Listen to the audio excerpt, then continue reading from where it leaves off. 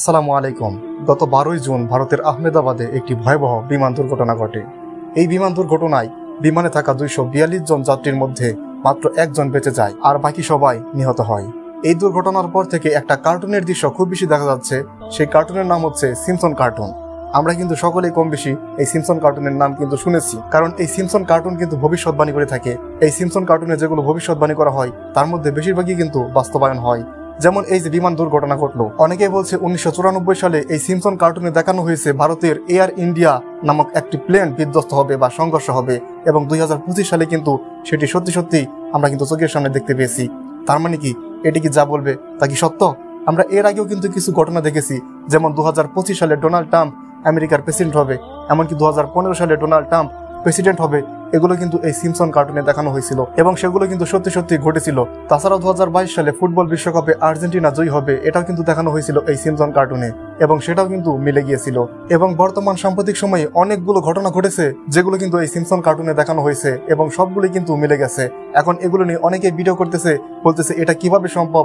এই সিম্পসন কার্টুনে যেসব ভবিষ্যৎবাণী দেখানো হয় সবকিছু তো মিলে যায়, তাহলে এবার কি হবে, এবার কি হবে, এবার কি হবে? সেগুলো দিয়ে আপনার কি দরকার? আপনি যদি মুসলিম হয়ে থাকেন তাহলে আপনার জন্য এই ভিডিওটি। সিম্পসন কার্টুন মূলত যুক্তরাষ্ট্র ভিত্তিক একটি কার্টুন, অর্থাৎ সে দেশ থেকে এটি কিন্তু সম্প্রচারিত হয়। এই সিম্পসন কার্টুন সর্বপ্রথম 1989 সালে সম্প্রচারিত হয়। আপনার কি মনে হয় এই সিম্পসন কার্টুনে যেসব জিনিস দেখানো হয় এগুলো আবার ঘটে? এই সিম্পসন কার্টুনে যা কিছু দেখানো হয় সবকিছু বাস্তবায়ন হবে এবং বাস্তবায়ন হচ্ছে, এগুলো একদম আপনি মনে প্রাণে বিশ্বাস করলে, আপনি একজন মুসলমান যদি হয়ে থাকেন তাহলে আপনি কি মনে করেন আপনার ঈমান থাকবে? পবিত্র কোরআনে সূরা লুকমানে বলা হয়েছে, নিশ্চয়ই গায়বের জ্ঞান একমাত্র আল্লাহ তাআলার নিকটেই রয়েছে। ইসলাম ধর্মে কালা জাদু, হাত দেখা এবং ভবিষ্যৎবাণী করা সম্পূর্ণ কিন্তু নিষিদ্ধ। অর্থাৎ বুঝতেই পারতেছেন এইসব সিম্পসন কার্টুন নামক যেসব কার্টুন আছে, যেসব কার্টুনে দেখানো হয়ে থাকে ভবিষ্যতে কি ঘটবে, এইসব বিশ্বাস করা কিন্তু সম্পূর্ণভাবে মুসলমানদের জন্য হারাম। এগুলো দেখে দেখেই অনেকে ভিডিও করতেছে আর বলতেছে সিম্পসন কার্টুনে যা কিছু হয় তাই কিন্তু ভবিষ্যতে ঘটে, এবং এটি কিন্তু অনেকে বিশ্বাসও করতেছে। আসলে সিম্পসন কার্টুনে যা কিছু দেখানো হয়েছে সবকিছু কিন্তু বাস্তবায়ন হয়নি বা সবকিছু কিন্তু সাদী সমান হয়নি। তাহলে কথা হচ্ছে কিছু কিছু জিনিস তো হয়েছে। হ্যাঁ, সেই ঘটনা ঘটার পর কেন সেগুলো দেখানো হয়, ঘটনা ঘটার আগে কেন দেখানো হয় না? বেশিরভাগ জিনিসই দেখবেন একটা ঘটনা ঘটেছে তারপরে বলা হয়ে থাকে যে এইসব সিম্পসন কার্টুনে এগুলো দেখানো হয়েছিল।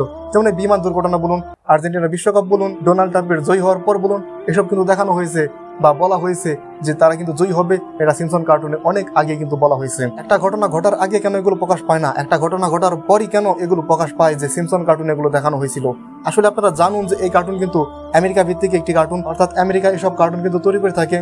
আসলে আপনি বলুন তো দেখি, এই আমেরিকা যে প্রতিনিয়ত কত যে দুর্ঘটনা ঘটতেছে, যদি সত্যি ভবিষ্যৎবাণী করার ক্ষমতা থাকবে এসব কার্টুনের, কার্টুনও তো কেউ না কেউ বানিয়েছে, তাই না?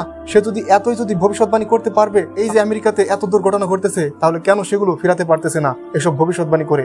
আসলে এগুলো ভবিষ্যৎবাণী বলতে কিছু নাই। সত্যি বলতে এসব সিম্পসন কার্টুন মার্টুন এগুলো এক ধরনের ভাওতাবাজি, এগুলো কিন্তু ইসলাম বিরোধী। আপনারা কিন্তু জানেন যে ভবিষ্যৎবাণী করে এসব সিম্পসন কার্টুনগুলো। আপনারা শুধু হয়তো এতটুকুই জানেন যে এইসব সিম্পসন কার্টুনে কিন্তু ভবিষ্যৎবাণী করা হয়, ব্যাপারটা কিন্তু এমন নয়। এই সিম্পসন কার্টুনে কিন্তু বেশ কয়েকবার মুসলমানদেরকে কিন্তু ছোট করে দেখানো হয়েছে। এসব সিম্পসন কার্টুনে বিভিন্ন পর্বে কিন্তু দেখানো হয়েছে মুসলমানরা ধ্বংস হবে, এমনকি বলা হয়েছে কাবা ঘর এবং মুসলমানদের বিভিন্ন স্থাপনা ক্ষতিগ্রস্ত হবে, যেগুলো কিন্তু একটাও ঘটবে না।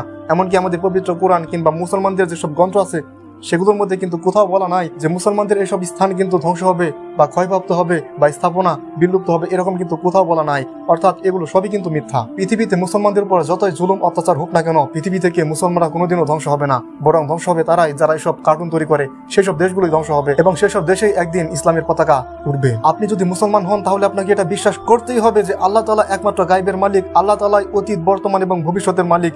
তিনি একমাত্র শুধু জানেন আমাদের অতীতে কি হয়েছে, ভবিষ্যতে কি হবে এবং বর্তমানে কি হচ্ছে। সবকিছুর মালিক কিন্তু একমাত্র আল্লাহ তাআলা। আপনি যদি মুসলমান হন তাহলে আপনাকে এটাই বিশ্বাস করতে হবে, এর বাইরে আপনার কিন্তু কিছু বিশ্বাস করা যাবে না।